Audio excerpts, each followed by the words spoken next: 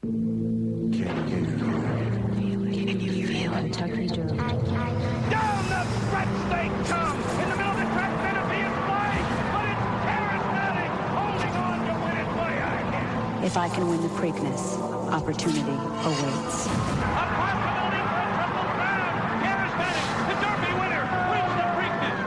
Right here, right now, right here, right now. The wait for a Triple Crown winner has seemed endless. 21 years since Affirmed was the last to do it. 21 years of horses who came so close, of owners and trainers whose dreams were shattered.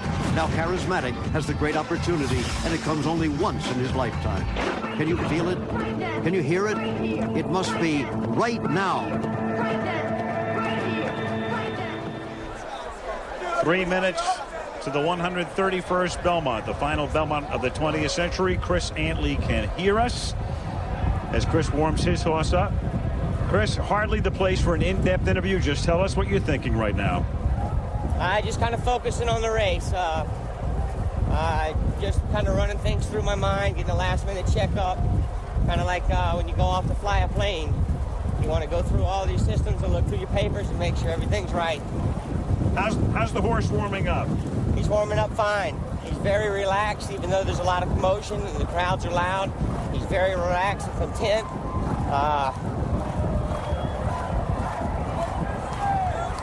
Well, you can hear that crowd right now. Good luck to you, Chris. We're going to go to Leslie Visser. Thank you, Al.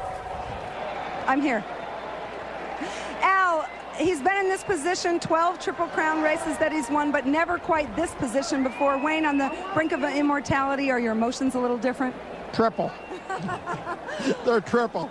I'm not enjoying this as if it already happened. I'll really enjoy it if it does happen, but I'm excited. I'm glad to be a part of it, and whatever, if it's on the positive side, we're going to really love it. Maybe so. Got an awful lot of people here rooting for it. Back to you, Al. Thank you very much, Leslie. That throaty roar, so indigenous to a New York throng, and more than 83,000 looking on today. It's once around this track. It's a mile and a half. There are the odds. Tell-the-table vision at 8-5, and the rest of the odds. Menifee is the second choice at 5-2, and the horses will be loading into the gate very shortly for the final leg of the Triple Crown. Al, 8-5 represents the highest price for two winners of the first two legs of the Triple Crown, as it happened only once before, and that was Gallant Fox. This is only the fourth time in Charismatic's racing career that he has gone off as the favorite. Mike Pegram, who last year had real quiet, but this year Silver Bullet Day. Elliott Walden, who watched his horse Menifee try to spoil the party. The crowd in full throat right now as the horses load into the starting gate. And for the call of the Belmont, Dave Johnson. Mile and a half, a fast track, a field of 12, all 3-year-olds. The filly carries 5 pounds less than the colts, 121 for Silver Bullet Day, the others 126. And Lemon Drop Kid is giving him a little bit of trouble trying to get into the starting gate right now. There goes Patience Game. Wayne Lucas. Yeah. Wayne Lucas and Bob Lewis. Adonis.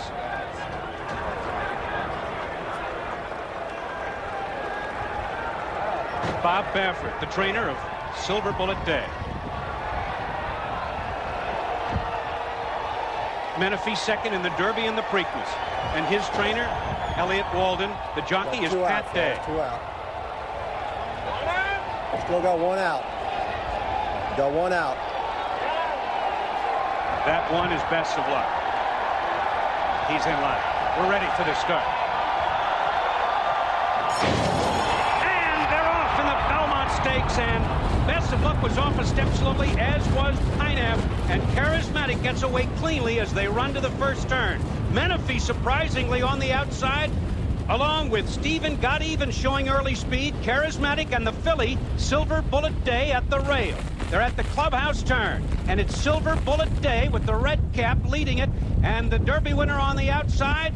It's Charismatic now putting ahead in front. It's the Lady and the Champ up front. Charismatic on the outside. And Silver Bullet Day races in the second spot. On the outside with the red color, Stephen Got Even is in third position. Moving through on the inside, that's Vision and Verse. As they race down the backstretch, the first quarter was in 23-3. They straighten away for the run down the backstretch. And it's Silver Bullet Day on the inside, in front by a head. Charismatic going for the Triple Crown is second. And Stephen Got Even inching up on the outside third. Prime Directive with the red blinkers is fourth. And along the inside, Vision and Verse is fifth at this point. Then comes Menifee, who has been shuffled back into sixth position. Lemon Drop Kid is next. After that, it's Patience Game. Teletable, 2.5 back to Adonis. And far back, it's Best of Luck.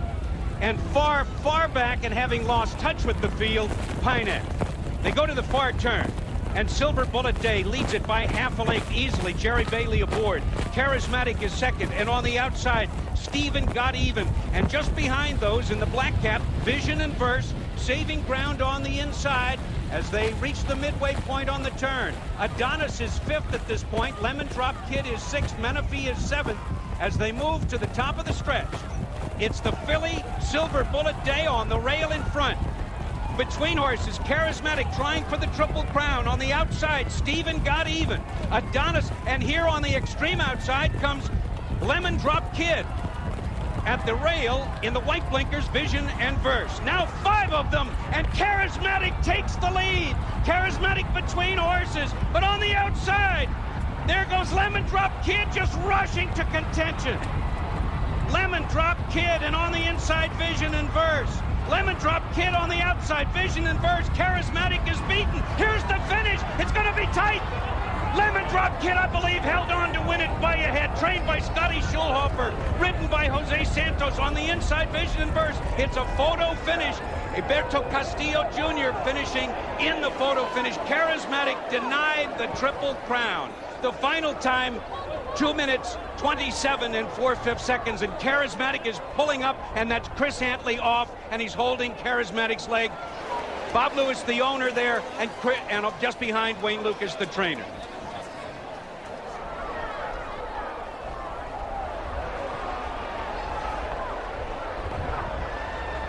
And it is just the worst conceivable ending to see that shot. Of course, the race was a terrific race, won by a long shot, won by a horse at 29-1, and Bob and Beverly Lewis perhaps even unaware at this point as to the problem with Charismatic, who was pulled up about 150 yards past the starting line, who rallied so gamely and so valiantly, who looked at one point in mid-stretch as if he had a very good chance to win this race. Highly regarded as a 2-year-old and was one of the favorites in the Breeders' Cup Juvenile. So even though he was good at 2, he regressed a little bit at the age of 3, and of course then finds his spot again. And we said at the outset that this was a horse, Lemon Drop Kid, as you see the finish again, who loves this track. In 4 starts at Belmont, he had 1 first, 2 seconds, and a third. Coming into today, he finished 9th in the Derby, skipped the Preakness, and he wins the Belmont. Lemon Drop Kid.